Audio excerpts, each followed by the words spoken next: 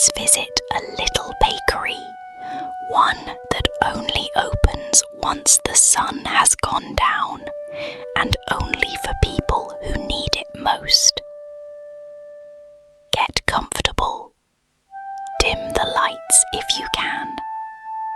Pull a blanket close, and let's begin.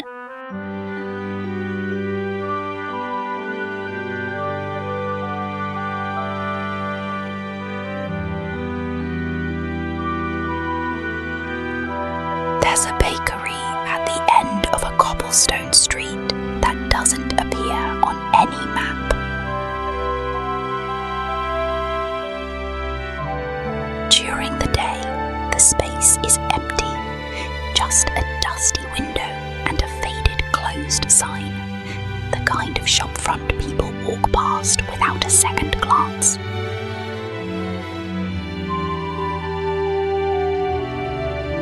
But at dusk, when the sky turns that soft shade of lavender grey, something changes.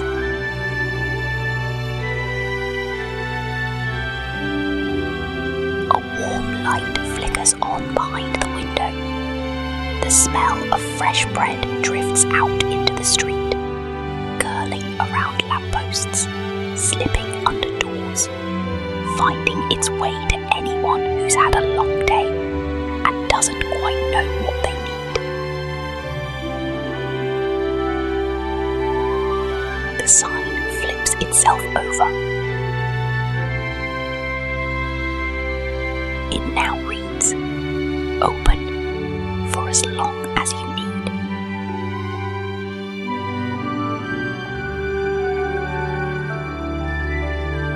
Stepping inside, the door gives a soft chime, not sharp, but low and round, like a wooden spoon tapping gently against a ceramic bowl.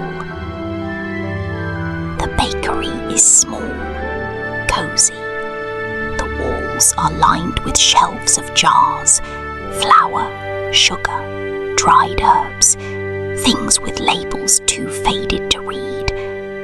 A great stone oven sits in the back corner, glowing faintly orange, radiating a warmth that seems to reach every corner of the room.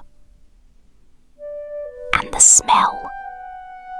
Cinnamon, butter, something sweet baking slowly, filling the whole space with a comfort that feels almost like a memory, like a kitchen from childhood, even if you've never been in this kitchen before.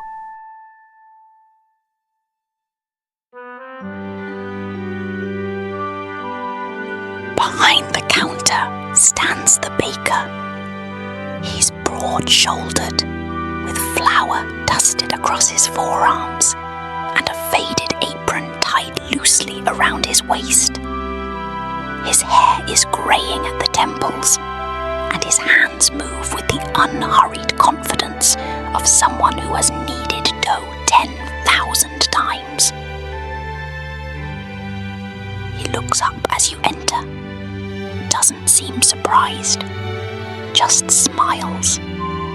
The kind of smile that says, "I've been expecting someone, and it might as well be you."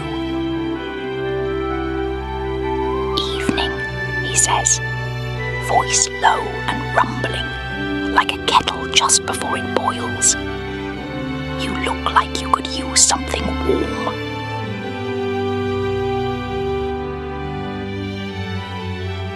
There's a small table by the window, round, wooden, worn smooth at the edges.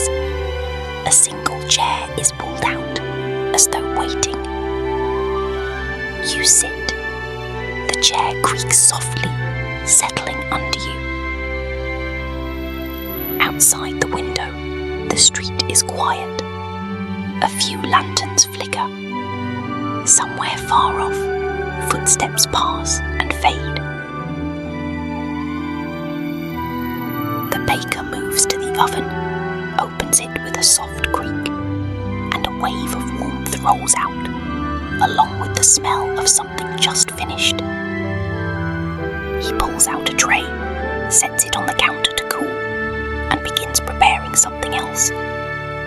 Flour sifting, a wooden spoon stirring slowly, the quiet thud of dough being turned and folded.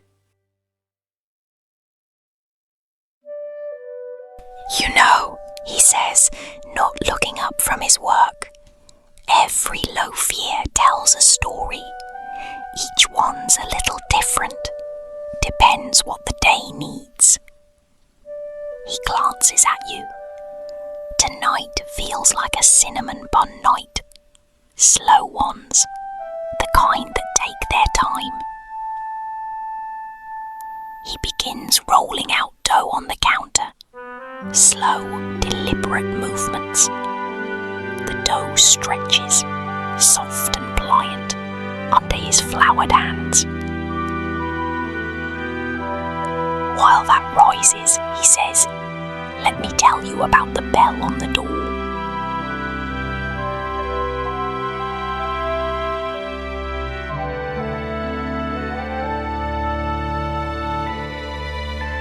A long time ago, though time moves strangely here, the way it does in places that exist between things, this bakery had an ordinary bell. Just a small brass bell, the kind you'd find on any shop door. But the baker who ran this place back then, an old woman with silver braids and ink-stained fingers, noticed something odd. The bell only rang when someone truly needed to come in. People would walk right past the shop, even with the door wide open, the smell of bread drifting into the street. They simply didn't notice it. The bell stayed silent. The shop stayed quiet. But when someone needed it, really needed it, the bell would chime, soft and low, even before they touched the door.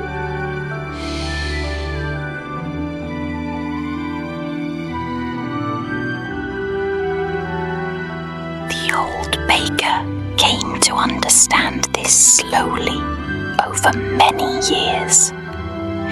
She started leaving the oven on a little longer on quiet nights, started keeping a pot of tea warm just in case, started baking things that took time, slow breads, long-proofed pastries, because she'd learned that the people who came through that door weren't usually in a hurry.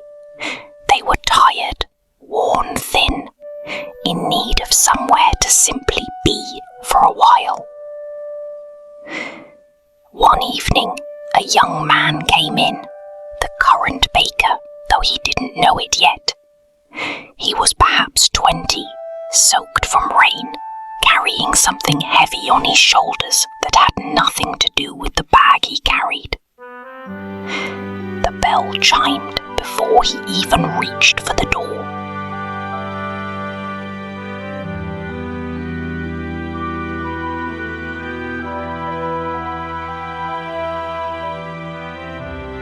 The old woman didn't ask what was wrong. She simply pulled out a chair, set a cup of tea in front of him, and returned to her dough. "Sit," she said. "Stay as long as you'd like. The bread isn't going anywhere." He sat and stayed. Not just that night, but many nights after. He learned to bake from her, the old woman's slow, careful way of doing things. How to listen to dough as it rose. How to know, just by smell, when something was nearly ready. How to leave the oven on a little longer, just in case someone needed the warmth. Years passed. The old woman grew tired, the way old bakers do. One evening, she handed him the apron, flour dusted, soft from years of wear, and said simply, "The bell tell you who needs you. Just listen for it. And that's how it's been ever since. The baker glances toward the door now, as if remembering. The bell rang for you tonight, he says softly, which means you're exactly where you're meant to be, for now anyway. He pulls the tray of cinnamon buns from the oven, golden, glistening, the smell filling every corner of the small shop. He sets one on a plate in front of you, steam still rising gently from its center. No rush, he says. Stay as long as you need.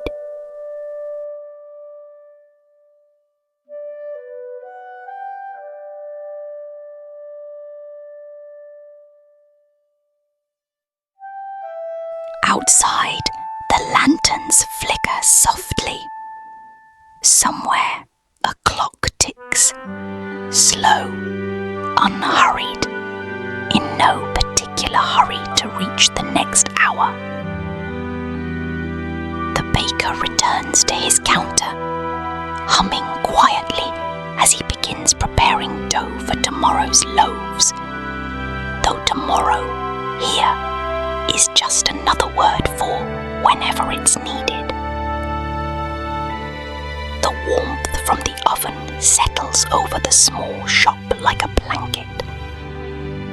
The smell of cinnamon lingers in the air, sweet and slow. And the bell on the door stays quiet, content for now with the one person who needed it tonight.